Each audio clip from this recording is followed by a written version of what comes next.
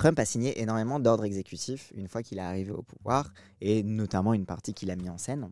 Et notamment, dans ses ordres exécutifs, il en a eu un qui visait spécifiquement les personnes transgenres.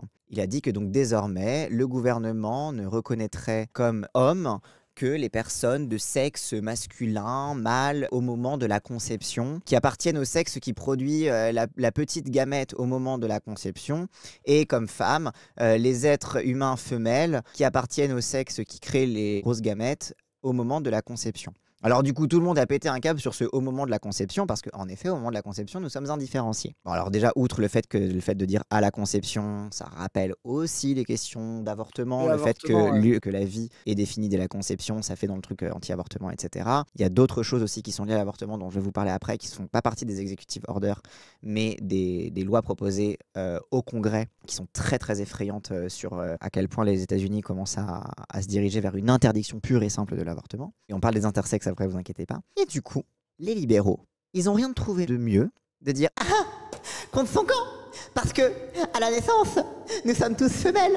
Alors du coup, Trump vient de dire que tous les hommes étaient des femmes. » Ah, mais on s'en branle de and that ça. anyone claiming to be a man. Huge news coming out from the White House. Donald Trump has just signed an executive order declaring that men do not exist and that anyone claiming to be a man is in fact a transgender person. So in case you missed it, Donald Trump signed a slew of executive orders on his first day back plutôt in que répondre office. sur le fond, Oui. ils font une blague. Ah, c'est... checkmate. Non, c'est vraiment checkmate. Attention, il y a une faille dans ton raisonnement. Je vous traduis ce qu'elle dit. En gros, un de ces ordres exécutifs qui target les personnes trans. Et donc, c'est Jessica Valenti. Hein.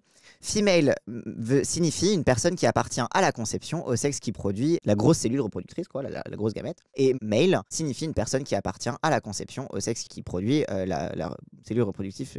Et en gros, donc elle a dit, l'administration Trump qui a foutu la personnalité fétale, donc le fait que la vie commence à la conception, dans leur executive order anti-trans. Jessica Valenti pointed out, they also snuck in a little bit of extra spice into that executive order, declaring donc, fetal voilà, personhood. In the order, Donald Trump declares that female means a person belonging at conception to the sex that produces the large reproductive cell, and that male means a person belonging at conception to the sex that produces the small reproductive cell. However, as anyone who has ever taken a basic biology class oui, bah basic biology is for basic bitches en fait. Or advanced past the 6th grade hopefully is aware of, all human embryos start life as females. Non, c'est faux.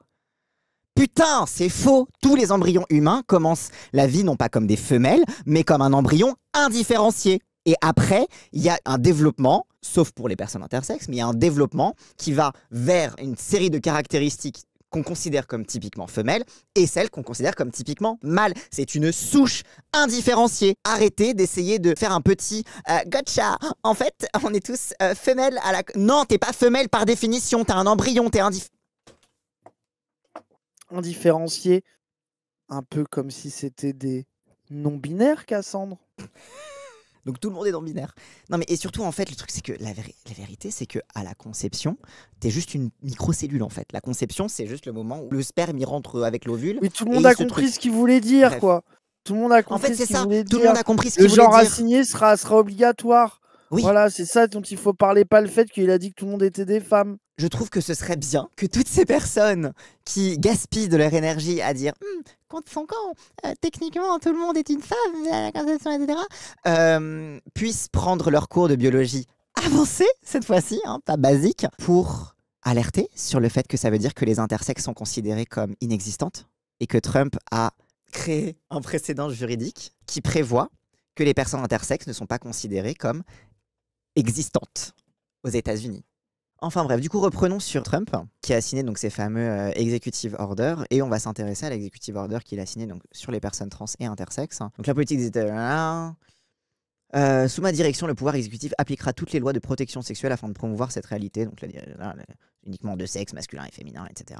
Ah oui, les gens qui étaient en mode oh là là, il a supprimé le marqueur neutre sur les cartes d'identité. En mode déjà c'était de la merde, les marqueurs neutres sur la carte d'identité, c'est pas grave, c'est pas le pire truc que ça a supprimé en fait. Donc le terme sexe du coup, classification biologique immuable immuable d'un individu, soit comme homme, soit comme femme. Le terme sexe n'est pas synonyme de l'identité de genre et n'inclut pas cette notion. Donc voilà, vraiment cette distinction vraiment entre le sexe, le genre, et vraiment les gens sont définis par leur sexe, le truc qui est entre la chatte ou la bite, quoi, globalement. Un truc intéressant, c'est l'administration précédente, donc l'administration de Biden, a fait valoir que la décision de la Cour suprême dans l'affaire Boystock versus Clayton County, qui portait sur, donc en gros, c'était la Cour suprême qui statuait sur est-ce que du coup la loi sur les droits civils de 64, donc notamment qui protège contre les discriminations basées sur le sexe, sex-based discrimination. En gros, la question c'est est-ce que ça s'applique à la discrimination envers les personnes trans et homosexuelles. Et du coup, donc l'affaire Boystock versus Clayton County, ça a étendu du coup ce qu'on appelle comme sex-based discrimination à la discrimination homophobe et transphobe. Donc en fait, quand on parle de sex-based discrimination, etc.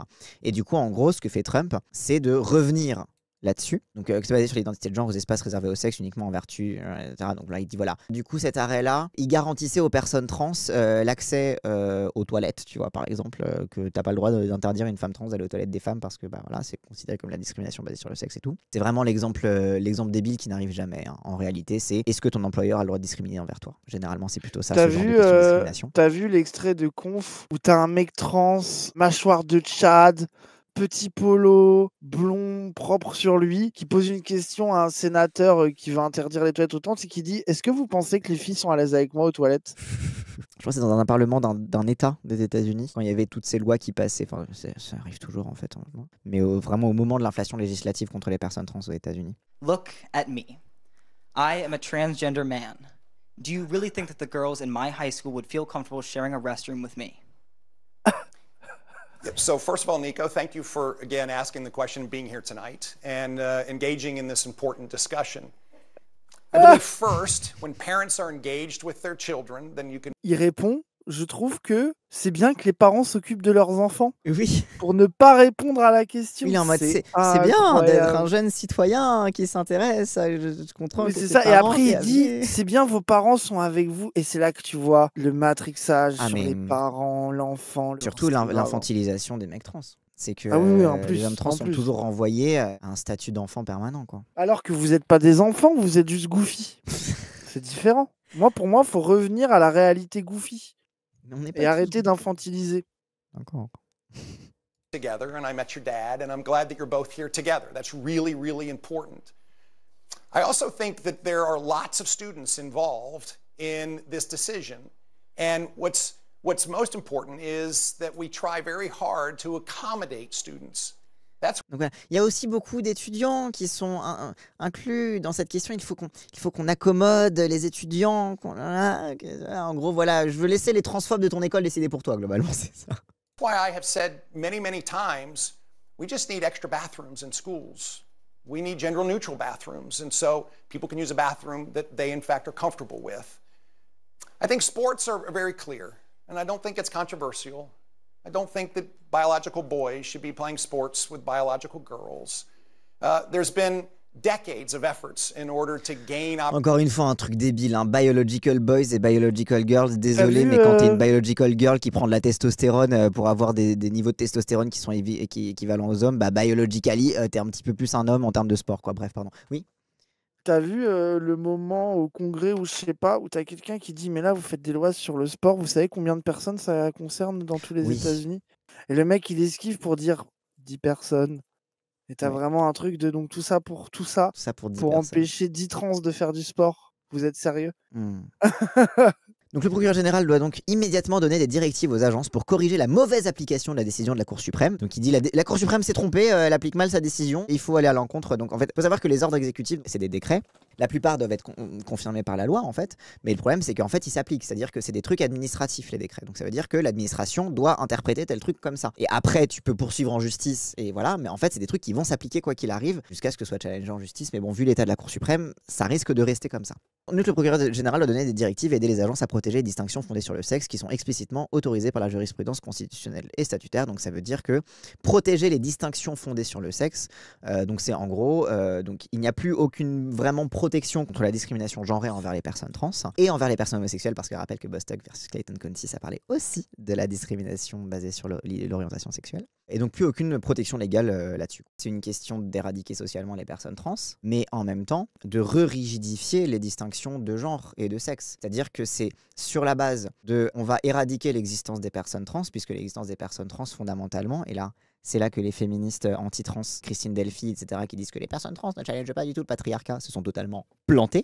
C'est que bah oui, les personnes trans, leur existence remet en question l'immuabilité et la rigidité des différences de sexe. Alors du coup, si tu peux passer de l'un de l'autre, bah c'est que peut-être que les genres sont pas différents l'un de l'autre et que finalement, en fait, potentiellement, on peut être féminin ou masculin, quel que soit notre corps, etc. quoi. Si les mecs trans utilisent les toilettes des femmes, des mecs cis pourraient se déguiser en mecs trans pour agresser des femmes, c'est pas safe. Oui, il leur suffirait de faire un mulet, d'avoir des piercings, un sweat à capuche de cuir beaucoup trop grand, et le passing est parfait, quoi. Ou de faire un petit tucking.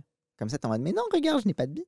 Non, mais en vrai, cette discussion, elle est désastreuse. Un des seuls sketchs drôles sur les trans de Dave Chappelle, d'ailleurs, c'est sur ce sujet-là, où il parle des mecs trans aux toilettes et que s'ils arrivent pas à pisser debout, c'est parce que c'est sûrement des anciens combattants. Oui, c'est un vétéran qui a perdu sa bite à la guerre. Oui, c'est ça, il part en couille, mais c'est trop drôle. En mode merci pour... Mais en fait, moi, je trouve que cet exemple de Dave Chappelle est le plus révélateur parce que c'est... En fait, souvent, quand tu parles des personnes trans, t'as ce truc de « Ah, mince, Duc, c'est vrai, les hommes trans existent, comment je fais pour les toilettes, etc. » Et que la raison pour laquelle Dave Chappelle était beaucoup plus drôle sur les mecs trans, c'est parce que fondamentalement, il est transmisogyne. C'est parce qu'en vrai de vrai, quand on parle des hommes trans, les gens, ils sont en mode « Ah oui, ça ne l'inquiète pas du tout. » Ouais, c'est ça. Alors que par contre, ils se sentent plus menacés et ils ont plus de haine envers les femmes trans. C'est pour ça que les hommes trans, ils sont infantilisés tout le temps, qu'on est renvoyé aussi, quoi. Ah, t'étais une jeune fille complexée, qui t'est fait avoir, qui t'est fait laver le cerveau par le lobby, etc. À chaque fois, on est enlevé de notre... Enfin, on nous retire notre dangerosité, parce que fondamentalement, c'est les femmes trans qui posent problème. J'ai envie d'aller plus loin, c'est que les femmes trans posent la question des femmes tout court. Les fameux transvestigators, là, qui prennent des photos de femmes cisgenres et qui disent en fait elle est secrètement trans parce que regarde elle a une mâchoire un peu carrée, etc., etc. Mais en fait c'est leur dégoût du corps des femmes. C'est que dès que le corps des femmes s'éloigne légèrement des standards arbitraires qu'ils ont mis pour la féminité, ils vont assigner ça à de la monstruosité. Et en fait c'est que simplement c'est la misogynie qui s'exprime là-dedans parce que c'est l'assignation stricte des femmes dans un rôle subalterne. Les femmes trans pourraient être considérées un peu comme des hommes, sauf qu'en fait, non, c'est que à partir du moment où tu es déchu de ta masculinité, tu ne vaux plus rien. Donc c'est forcément mieux d'aspirer à la masculinité, de gagner la masculinité, de l'obtenir, que de la perdre en fait. Iman Khelif, c'était vraiment, littéralement, l'argument contre Iman Khelif, c'est elle n'est pas baisable, donc ce n'est pas une femme.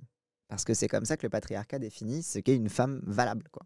Comment dire, je trouve que ce qui est fascinant, c'est que même la transphobie envers les hommes trans, c'est de la misogynie. Puisque si au fond de toi, en réalité, tu es une petite fille, dans ce cas, tu es tout ce qu'on considère que sont les petites filles, c'est-à-dire naïves, manipulables, pas bien dans ta peau, etc. Donc en fait, la transphobie envers les hommes trans, c'est une forme de misogynie. Et puis la transphobie envers les femmes trans est aussi de la misogynie. Parce qu'en fait, la misogynie, c'est la forme que prend finalement la discrimination basée sur le sexe et la conformité au sexe. L'homophobie, c'est de la misogynie. Parce qu'en fait, l'homophobie va toujours se diriger davantage sur les hommes gays qui sont plus féminins.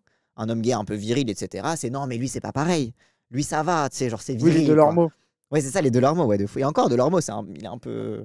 Donc oui, en fait, à chaque fois, finalement, on revient à cette matrice fondamentale du patriarcat qui est l'infériorisation de tout ce qui est considéré comme le féminin. En fait, parce que l'infériorisation, qui est le féminin, en fait. Le féminin, c'est la position inférieure. Et donc, en fait, il sera assigné tout ce qui devra être assigné à l'infériorité. Je voulais continuer là-dessus sur... Oui, il a aussi des dispositions sur les prisons. Parce que c'est un autre point de discours anti-trans de les femmes trans dans les prisons pour femmes, elles vont violer d'autres femmes, etc. Bon, elles vont surtout se faire agresser par les gardiens de prison, c'est surtout ça le danger. Et du coup, c'est le gros truc du coup, il faut absolument s'assurer que les personnes trans aillent dans la prison de leur sexe assigné à la naissance. Et donc le procureur général doit veiller à ce que le bureau des prisons révise ses politiques concernant les soins médicaux pour les rendre conformes à cette ordonnance, et doit veiller à ce qu'aucun fonds fédéral ne soit dépensé pour une procédure médicale, un traitement ou un médicament dans le but de conformer l'apparence d'un détenu à celle du sexe opposé. Ça veut dire concrètement, pour les personnes trans incarcérées, non seulement si tu es une femme trans, tu seras dans une prison pour hommes, mais en plus, ta transition médicale ne sera pas prise en charge. Normalement, quand tu es en prison, l'État prend en charge les médicaments dont tu as besoin. Parce que bah oui, si t'as pas de thunes pour les payer, etc., c'est un principe. C'est turbo dangereux, ça, on est d'accord. Ça arrête de prendre. Ça signifie des transitions forcées pour les personnes trans incarcérées. Même en termes de santé, d'un coup et tout, non, c'est juste... Oui. Juste tu perds tout le travail que tu as fait, quoi. Particulièrement pour les personnes trans qui ont fait une chirurgie génitale avec gonadectomie, ça veut dire que tu ne produis plus d'hormones sexuelles. Là, c'est la mort, là, en fait. Là. Ouais. Sauf que comme c'est considéré comme gender affirming care, voilà. Donc cet ordre exécutif, non seulement ne parle pas que des personnes trans, mais aussi des personnes intersexes, il faut le rappeler absolument, parce que c'est aussi une éradication des personnes intersexes, condamne entre autres à la détransition forcée les personnes trans incarcérées. Orange is the New Black m'aurait menti. Alors, dans Orange is the New Black, justement, t'as un moment où le personnage de Laverne Cox, on lui refuse son traitement hormonal et elle commence à péter un plomb en mode putain, mais genre j'en ai besoin, etc. Et genre, c'est un gros. Il y a tout un arc narratif autour de ça à un moment qui montre justement la nécessité de l'accès à ça. Mais c'est vrai que jusqu'ici, le doute c'était est-ce que du coup, si c'est les fonds fédéraux qui ne doivent plus payer pour les transitions de genre, est-ce que tu peux quand même les payer de ta poche quand t'es prisonnier? Mais de fait, le médecin qui s'occupe de toi, c'est un fonctionnaire. Ou alors, ça dépend, j'imagine, dans certaines prisons privées, ce ne sera pas un fonctionnaire, ce sera un médecin embauché par la prison privée. Mais le problème, c'est qu'à partir du moment où l'administration fédérale va prendre ce genre de disposition, les prisons privées vont suivre ce genre de disposition. Puisqu'en fait, il y a un effet d'entraînement par ce que met en place l'administration de Trump, où en fait, l'équivalent administratif privé va suivre les mêmes types de guidelines, puisqu'en fait, ça va être les bonnes pratiques, et puis que de toute façon, ils n'ont jamais vraiment été particulièrement pro-trans. Et les prisons privées, oui, c'est tout un business aux États-Unis, ça brasse beaucoup de mailles. Là, c'est tout ce qui est sur la suppression des boîtes à outils, donc des guidelines des administrations. Tous les trucs un peu en mode, c'est les outils un peu de formation, de manuels de bonnes pratiques, etc., qui ont lieu dans les différentes administrations d'éducation. Et donc là, c'est tout ce qui va supprimer. Donc il supprime la boîte à outils de la Maison-Blanche sur l'égalité des personnes transgenres, les documents d'orientation du ministère de l'Éducation, notamment le règlement. Donc la boîte à outils du ministère américain de l'Éducation sur créer des environnements scolaires inclusifs et non discriminateurs pour les élèves LGBTQI+. Le ministère américain de l'Éducation soutient les jeunes et les familles LGBTQI+, à l'époque, qui date de 2023. Soutenir les étudiants intersexués, une ressource pour les étudiants, les familles et les éducateurs. Donc voilà, c'est pas juste que les intersexes, ils sont comme ça un petit peu en soum-soum, mais ils sont... Non, c'est littéralement, on retire les trucs aussi sur les personnes intersexes. Les documents qui s'appellent soutenir les personnes transgenres à l'école, lettres aux éducateurs à l'occasion du 49e anniversaire du titre 9. Donc voilà, ça c'est le truc sur la non-discrimination. Faire face au harcèlement anti-LGBTQI+, dans les écoles. Donc en fait, toutes les ressources, toutes les guidelines et les ressources de lutte contre la discrimination, de garantie du bien-être des personnes LGBTQI+, sont supprimées, abrogées dans toutes les administrations. Et donc on est arrivé à un point où même l'Église dit que Trump est un peu transphobe. Donc il y a eu un service donc Trump qui est allé à l'église épiscopalienne de Washington pour suivre le sermon, l'office, etc. Il y a eu une prédication de l'évêque, de l'archevêque, je sais plus. Oui, c'est une protestante. C'est un peu des anglicans mais version états-unienne. Qui était en mode Trump, tu es transphobe.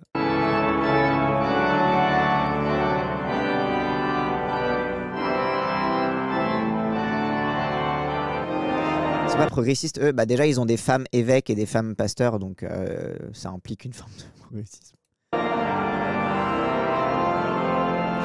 L'évêque épiscopalienne de Washington a exhorté Donald Trump de faire preuve de miséricorde. Let me make one final plea, Mr. President.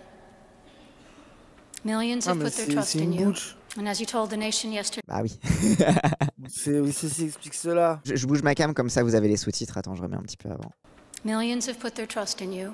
And as you told the nation yesterday, you have felt the providential hand of a loving God. In the name of our God, I ask you to have mercy upon the people in our country. Ça se voit, le mec, il s'emmerde, il s'en bat les couilles vraiment. Oh putain, ça va durer combien de temps ce sermon de merde? Miséricorde, là, qu'on va ferme ta gueule, je suis président. Tu vois, genre, c'est vraiment tout son langage corporel. Et bref. We're scared now. There are gay, lesbian, and transgender children in Democratic, Republican, and independent families. Some who fear for their lives.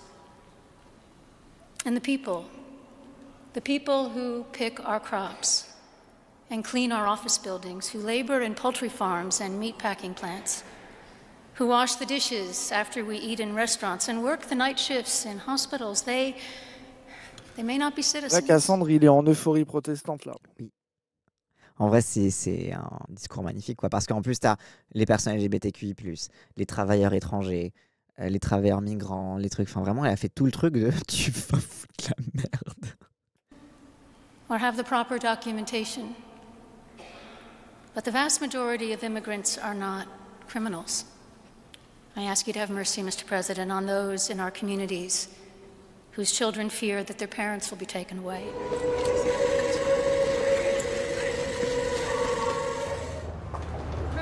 Et de retour à la Maison Blanche, du coup Trump, bah évidemment, Trump, ça, il a pas aimé trop le sermon, quoi. What did you think of the sermon? Did you like it? Did you find it exciting? Not too exciting, was it? I didn't think it was a good service, no. Thank you very much. Et donc il a fait un post sur Truth Social, là, son réseau social. Donc la soi-disant évêque qui a pris la parole lors du service de prière nationale mardi matin était une haineuse d'extrême gauche. Elle a introduit son église dans le monde politique d'une manière très disgracieuse. Elle avait un ton méchant. Elle n'était ni convaincante ni intelligente. Elle a omis de mentionner le grand nombre de migrants illégaux qui sont entrés dans notre pays et ont tué des gens. Beaucoup ont été libérés des prisons et des établissements psychiatriques. C'est une vague de criminalité géante qui se déroule aux États-Unis. Hormis ces déclarations inappropriées, le service était très ennuyeux et sans intérêt. Oui, bah pauvre, tu vas à la messe, quoi. Genre, c'est le principe d'un service. Elle n'est pas très douée dans son travail. Elle et son église doivent des excuses au public.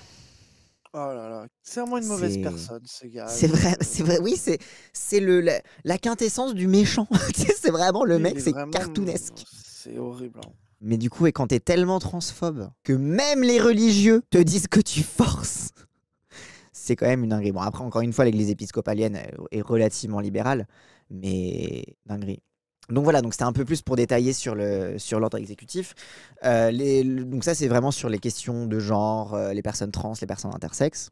Il y a eu aussi eu d'autres ordres exécutifs. On a parlé déjà du pardon des émeutiers du 6 janvier, qui ont quand même fait une tentative de coup d'État, hein, il faut le rappeler. Du coup, libérés et pardonnés, absous de leurs péchés, on va dire. Et y compris notamment, il a réduit la peine de membres des Oath Keepers et des Proud Boys, des milices d'extrême droite dont vous avez parlé quand on avait lu le truc sur le mec qui s'était infiltré. Attends, vas-y, je vais traduire. C'est pratique, hein, Google. Qui a été reconnu coupable de complot séditieux en relation avec l'émeute. L'avocat de l'ancien leader des Proud Boys, Henry Enrique Tarrio, emprisonné pendant 22 ans pour conspiration séditieuse, a déclaré que son client s'attendait également à être libéré. Donc le mec, il a fait une tentative de coup d'État. Il a été condamné à 22 ans de prison, il va être libéré.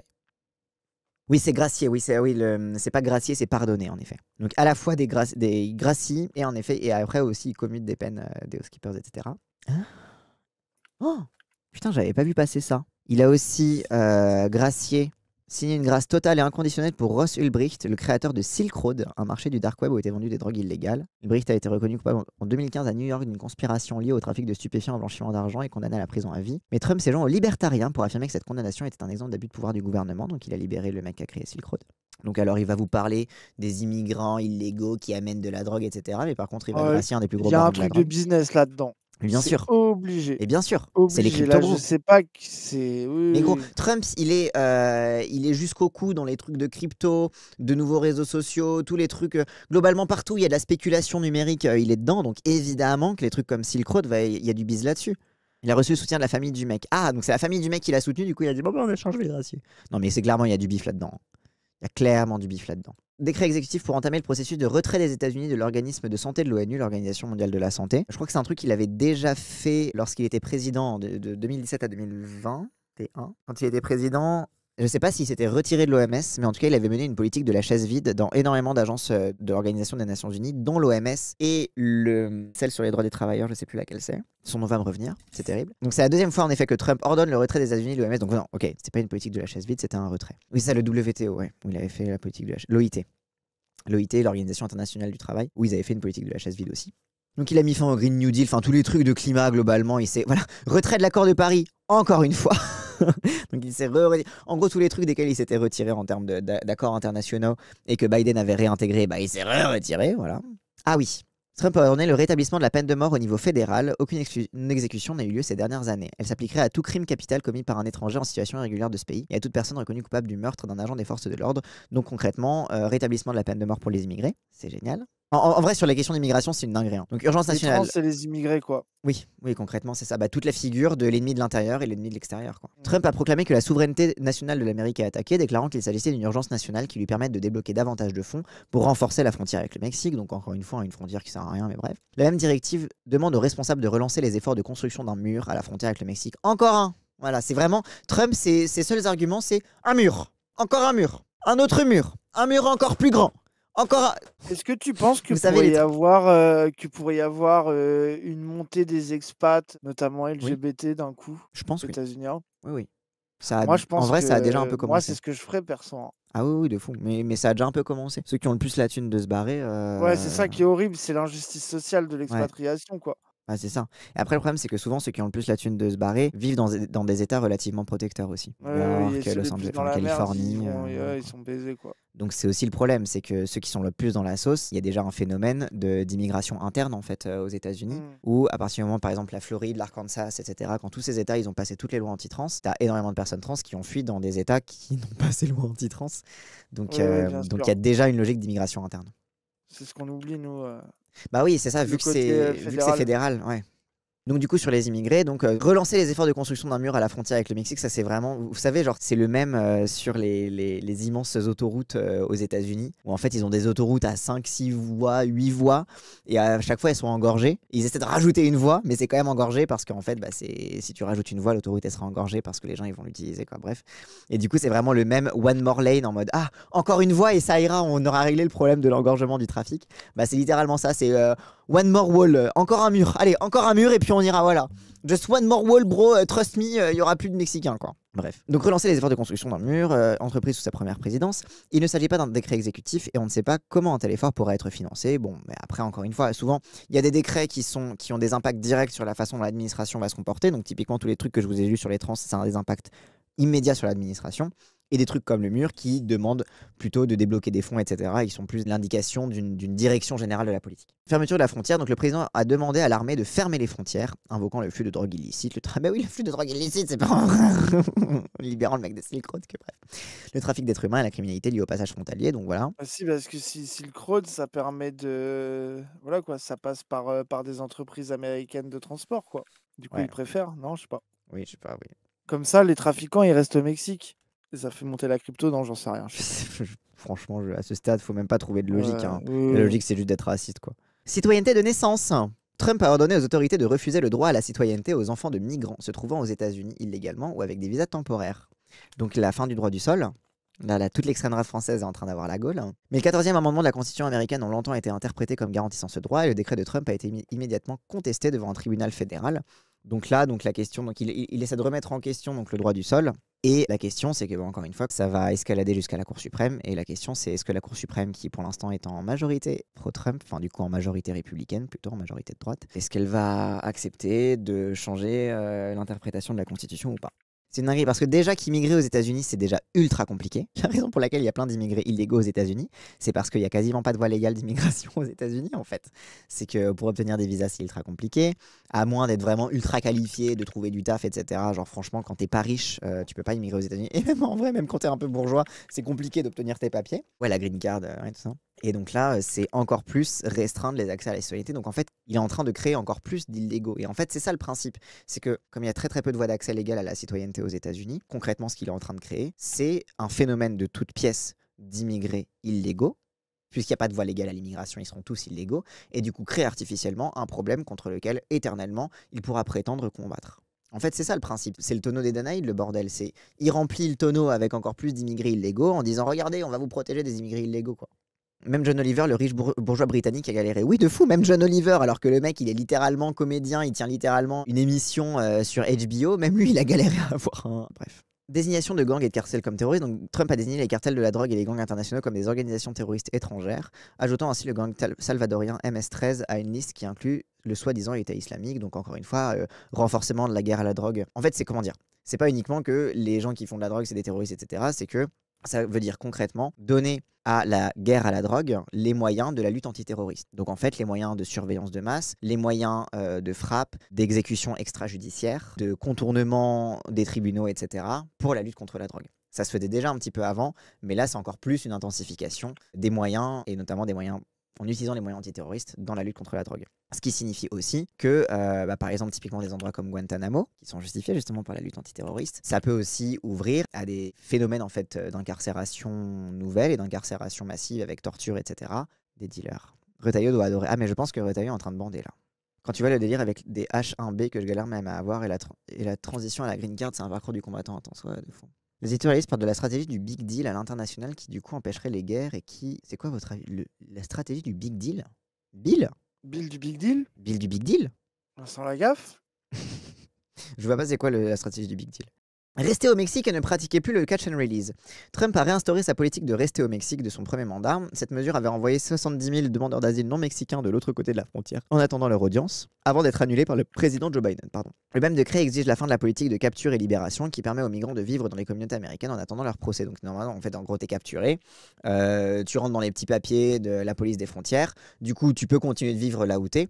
C'est le catch and release, c'est ça, en vrai, c'est que t'es arrêté, tu rentres dans les papiers et du coup, bah, tu peux vivre là où t'es en attendant ton procès. C'est le principe du catch and release, c'est le principe de l'état de droit aussi, en règle générale. Et du coup, là, non, en fait, ils vont jouer au chat et à la souris, sauf qu'en fait, au lieu de laisser la personne sur place, bah, en fait, ils vont la ramener direct à la frontière, quoi. Donc en fait, finalement, politique de déportation systématique. Le décret a également mis un terme à un important programme d'immigration mis en place sous l'ère Biden, un programme de parrainage qui a permis à 30 000 migrants de Cuba, d'Haïti, du Nicaragua et du Venezuela de prendre l'avion pour les États-Unis. Ce programme avait été conçu pour réduire les passages illégaux. Oui, particulièrement pour les gens qui fuient. En fait, comment dire? En fait, ce programme d'immigration mis en place, c'est pas un programme d'immigration, programme de parrainage, etc. C'est un programme de statut de réfugié.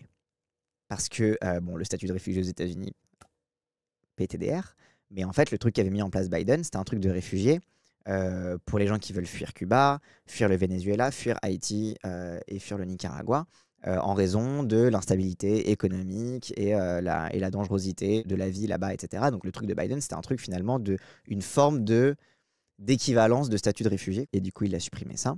Et en plus de ça, Boston est sur la liste des premières villes avec les interventions de ICE. Les écoles délivrent des mots aux chauffeurs de bus pour protéger les enfants. Les entreprises envoient des mails pour protéger les collègues, etc. C'est terrifiant. Oui, parce que du coup, il a lancé également un grand plan de déportation massif. En même temps, oui, c'est... Trump, ce qu'on aime bien, c'est qu'il fait ce qu'il dit. Au moins, on peut lui faire confiance. Oui, quand les gens dans ces meetings, ils disaient mass deportation now, donc déportation massive maintenant.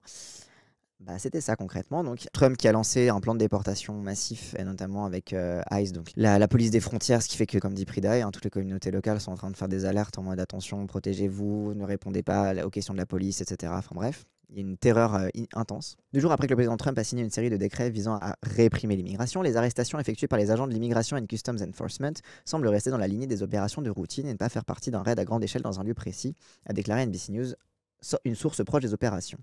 Tom Homan, responsable des frontières désigné par Trump, a déclaré mercredi à Fox News que l'ICE avait procédé à 308 arrestations à travers le pays, ce qui est pas grand-chose. À titre de comparaison, en septembre 2024, le dernier mois pour lequel les données sont disponibles, l'ICE a arrêté 282 migrants par jour.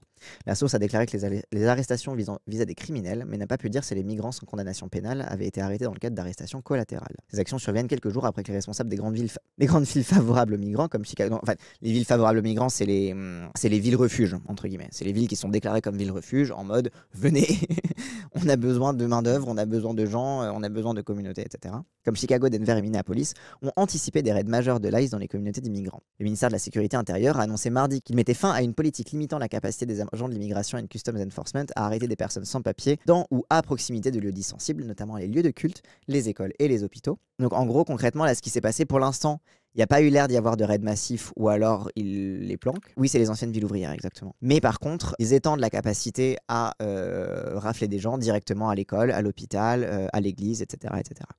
C'est flippant. Oui, à l'école.